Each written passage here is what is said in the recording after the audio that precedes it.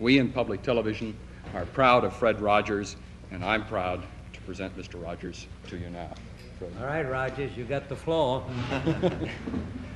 Senator Pastore, I give an expression of care every day to each child to help him realize that he is unique.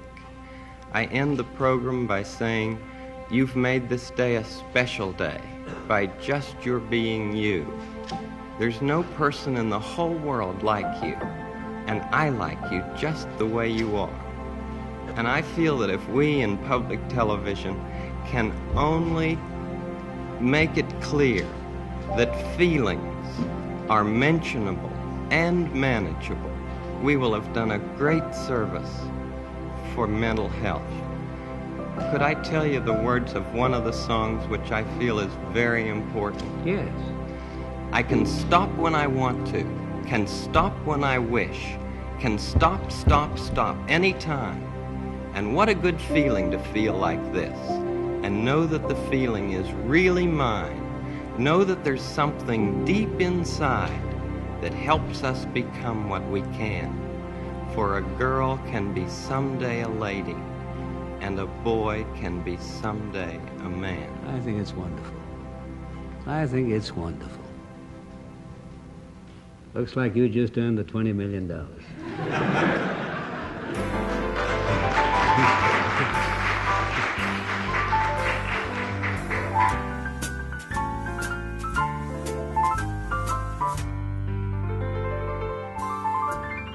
It's a beautiful day in this neighborhood, a beautiful day for a neighbor.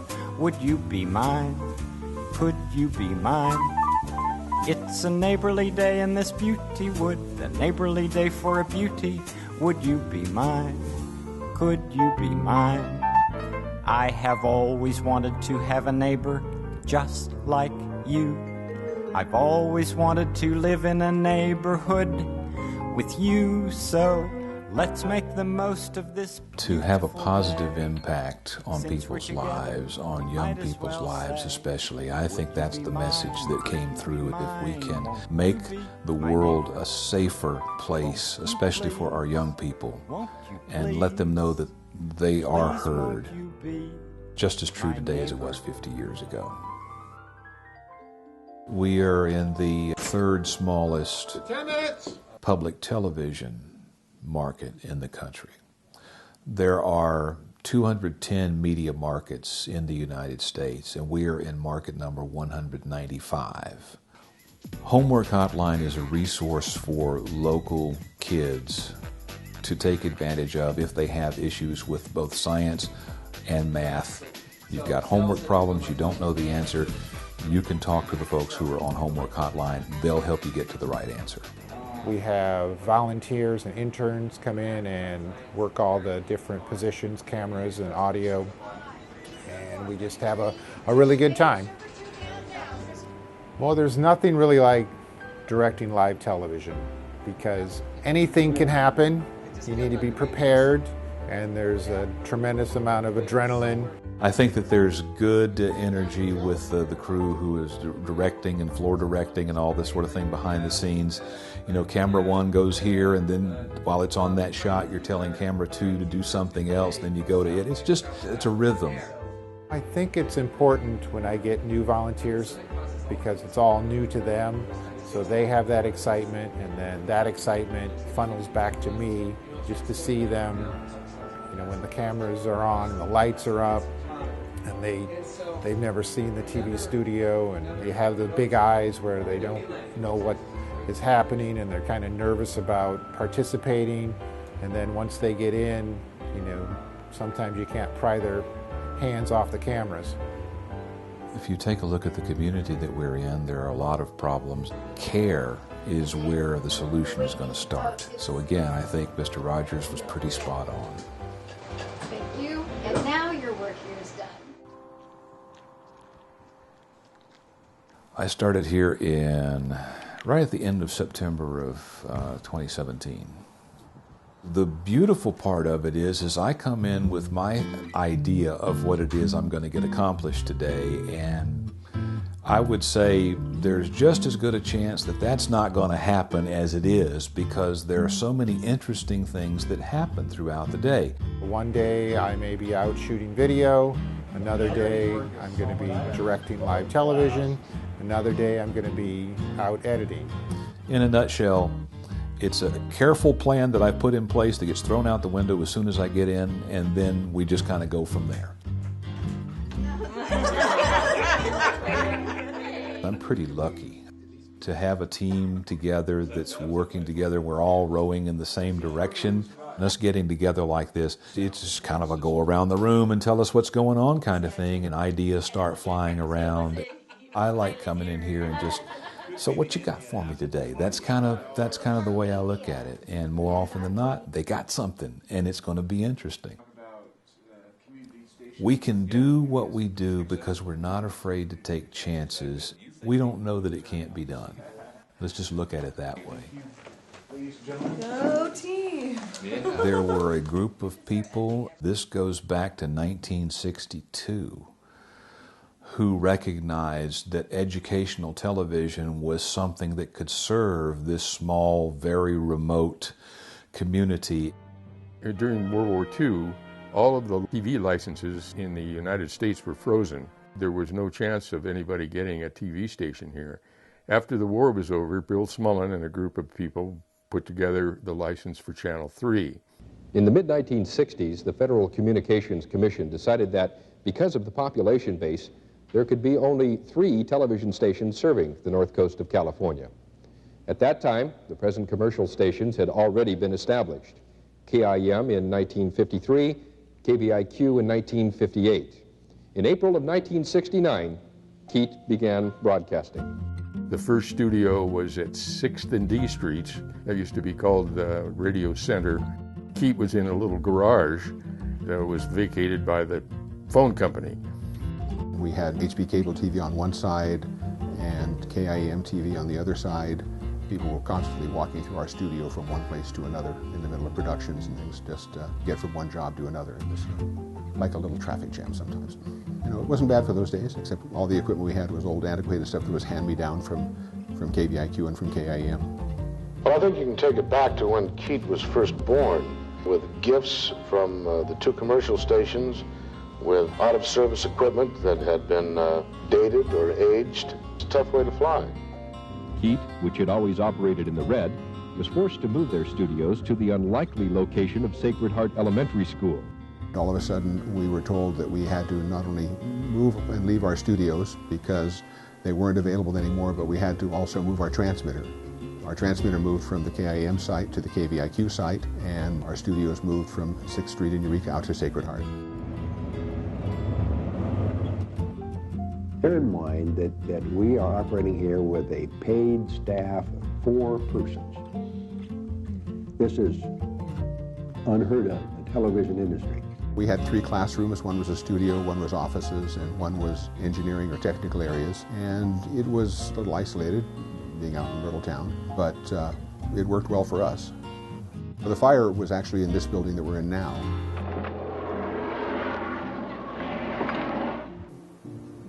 Eventually the building was given to College of the Redwoods and eventually given to us. When we first got the place, it had been boarded up since the fire happened, and that was 5-6 years at least. We were fortunate in those days. There was the CETA program for California Employment Training Act, and so we had people that the state paid that came in and put this building together, and it hasn't really changed much. Some of it is a little rustic, and if you put a hole in the sheetrock, you'll find their soot comes out because there's still some burned wood behind it. But at least it's our own, and we don't have to worry about having to be forced out or moved somewhere. Jim Turk came along as the manager, and he put together a group that rebuilt the interior of the station. That's where I finally wound up right after Jim left. I became the manager. When Saint joined, it was nice to have somebody who was familiar with television and with production, and who was also well known locally. My name is St. Clair Adams, and for 8 years, Channel 13 has broadcast a variety of programs to Humboldt and Del Norte counties. These years have not been easy for Channel 13, and problems, such as this, trying to build a studio without sufficient funds are not unusual. Yet, in spite of these difficulties, KEET has managed to stay on the air. It was very interesting because I had been in commercial television for almost 20 some odd years. What we learned was basically that KEET's membership was very, very low at the time. So we started to generate members, and we had nowhere to go but up. And we did pretty well in doing that, to the point where we had so many members at that time that we had to get a computer. Programming began to get more expensive. We got what they call the Community Service Grant, which was a big help as far as our budget was concerned. In order to be eligible to receive money from the federal government, each individual station must raise at least $150,000. For many stations, this amount is not a problem. To KEET, it's a major obstacle. We were able to get a line of credit, but it was really tough going. And now I understand it's even a more critical situation in that if the station didn't raise $800,000, they were in then jeopardy of losing the federal grant. We had great people that worked for love, not for money. Without them, it wouldn't have been anything. Well, I've been volunteering for KEET since about 1985. I get to learn as I'm here.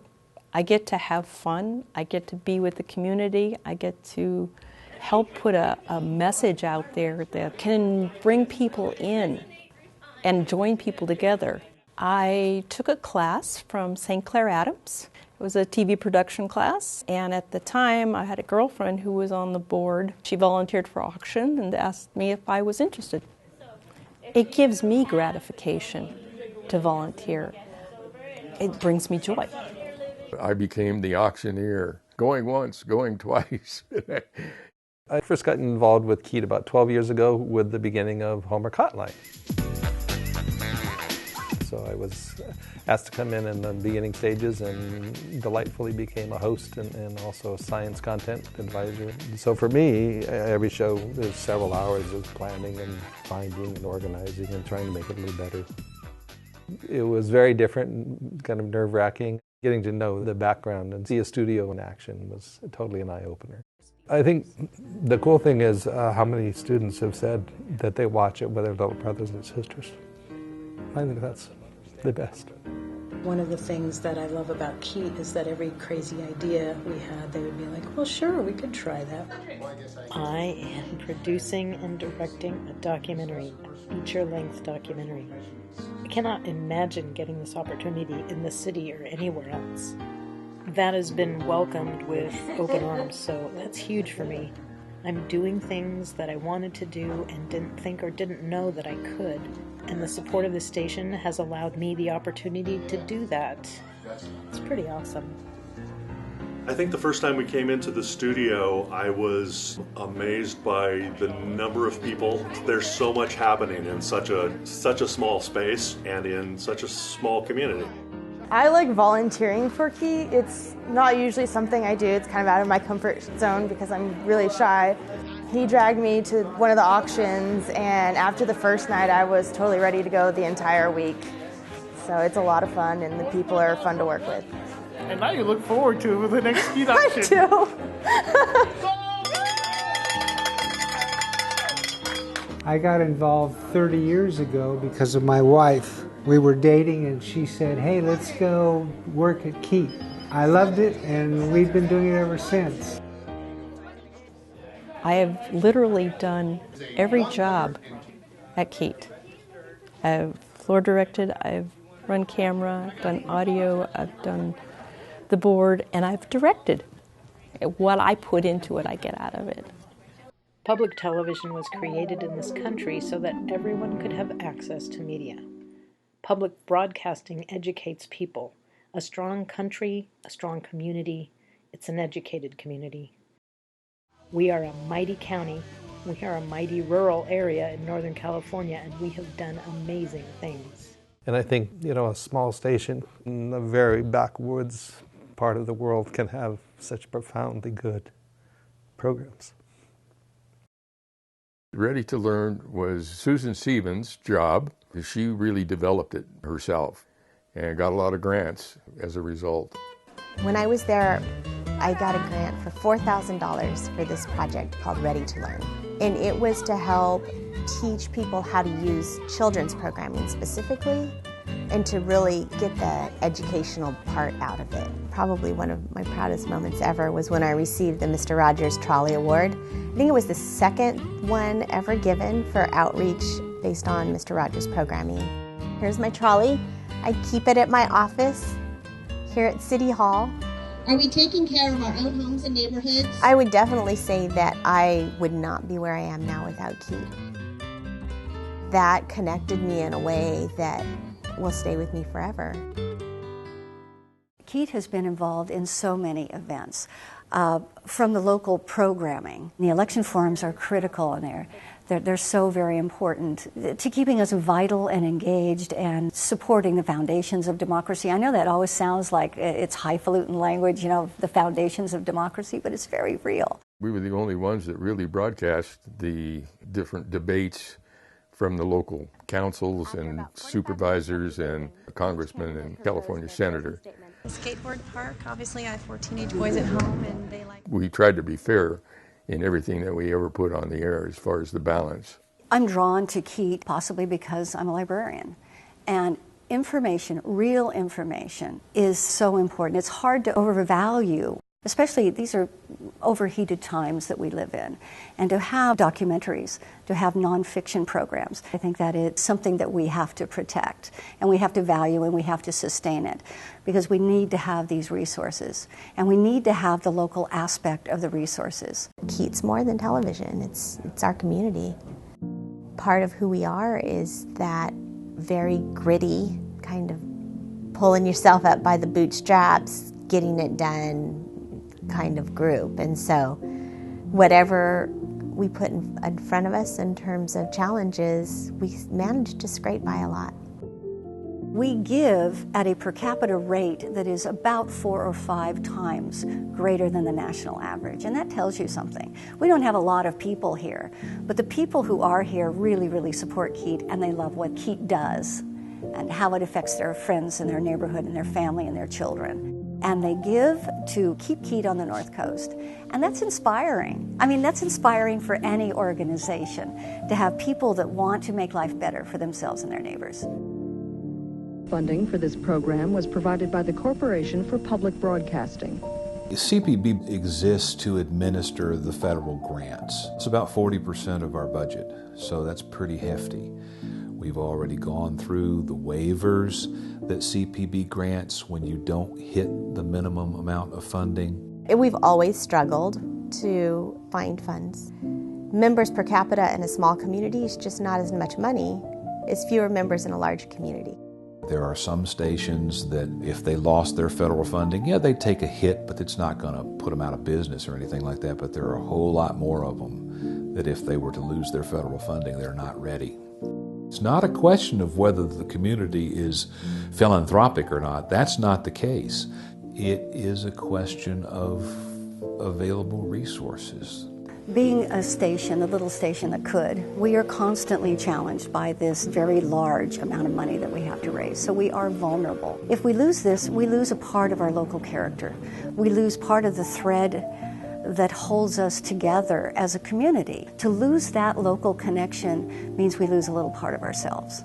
It was almost as if people didn't believe that we would actually come to this point, to where CPB would say, your time is up. We decided that what was missing was the human element, that for us to really, really come to an understanding of what had to happen next, we needed to be in the same room with the folks from CPB and hash this out, and that's when I decided it was time to go to Washington.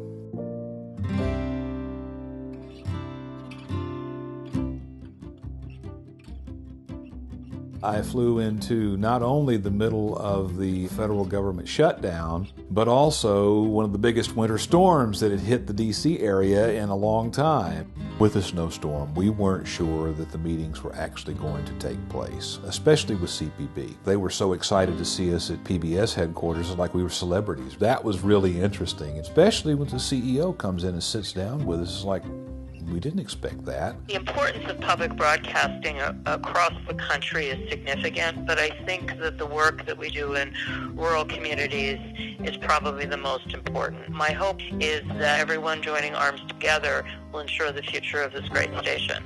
After that, we went and met with Representative Huffman.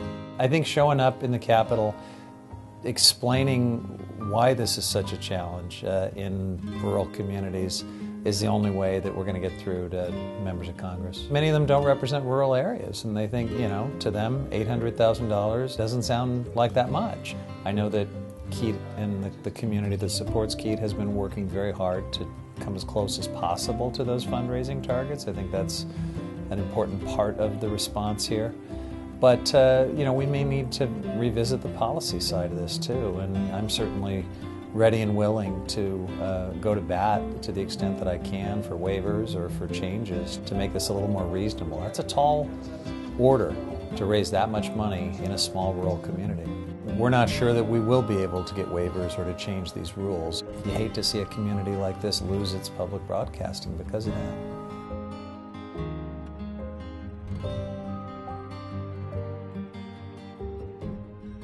To others who were taking a look at this community and kind of saying to you, we don't think you can do it, I think we have a point to make. David once described KEET TV as like a bumblebee where the wings are way too small. It should not be able to fly, and yet it's been flying for so long. So this is our 50th birthday. To have so many people in that room, every seat filled, sold out, and to have such good energy and good spirits in that room, everyone wanting to support public television on the North Coast. It was inspiring, it was fun. I've never seen anything like that before. One of the points of the evening that got me so excited, wanting to raise funds for a community studio. We needed $60,000 for that van. I was flabbergasted.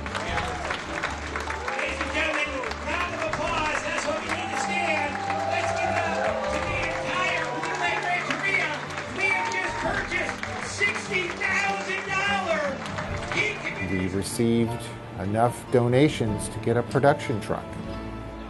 Senator McGuire started working that room and got that money up, and Blue Lake Rancheria matched the remaining amount. It was very refreshing to see all the people that really enjoy public television and want to see KEET thrive for another 50 years. This community rose up and said, yes, we believe in what you're trying to do. We all believe that it can happen, but at the same time we wonder if it will. And so to see your belief made fact, it's great. People hold tightly to what we do have because in some respects there's not much. But what there is, people are proud of it, rightly so, and they are passionate about preserving that, and not just preserving it, but building on that. And I think that that's what we're seeing here. This little public television station does reflect its community because it's open. Anyone's invited to participate. Doesn't matter how young or how old you are. It doesn't matter what particular set of skills you may have. KEET is an active participant in this community's life. What do I hope for the next 50 years? That we can continue to broadcast quality television on our 5 stations. We can do a lot more local production, and everyone that watches KEET will continue to support it. I hope it keeps growing and also be a vehicle for all the wonderful things that are happening around the world that are captured by PBS. I would hope to see that CPB would finally realize that they would be doing themselves a service if they nurtured and supported the growth of small rural stations. I would love to see some of that burden be lifted from not just KEET, but other stations like KEET, which there aren't a lot anymore. I would hope that we continue to grow, that we continue to keep our roots local, and that we continue to tell the story of the North Coast to ourselves and to our children and to the people who come here, and help them know who we are, who we can be, and to make our shared life here on the North Coast better. By all rights, this public television station probably shouldn't even exist here, because this community is so small and isolated. And the fact that it has not only survived but grown and become the community institution that it is, that's just tenacity. That's just not going to give up. That's just, perseverance. There are plenty of times to where they could have just folded up and gone away, but they didn't. So can we save KEET? Can we help it survive and then prosper beyond where we are now? Of course we can.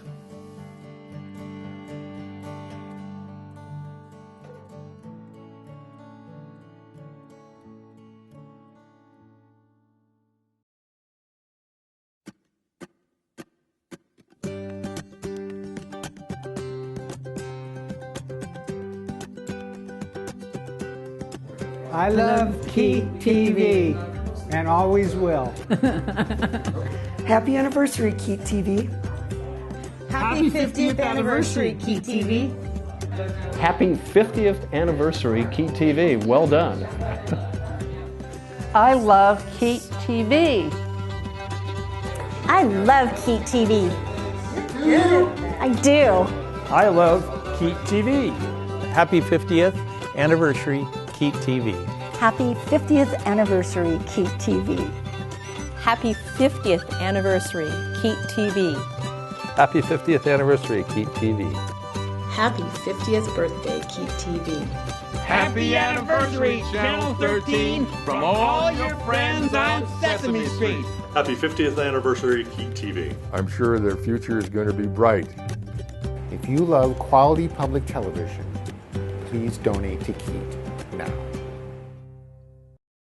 Hello, I'm Mr. Rogers here to give greetings to our friends at KEET Channel 13. Through the years, the people of KEET have grown to become trusted neighbors of your whole community because of the programs they show and produce, and because they obviously care about the people who watch and listen.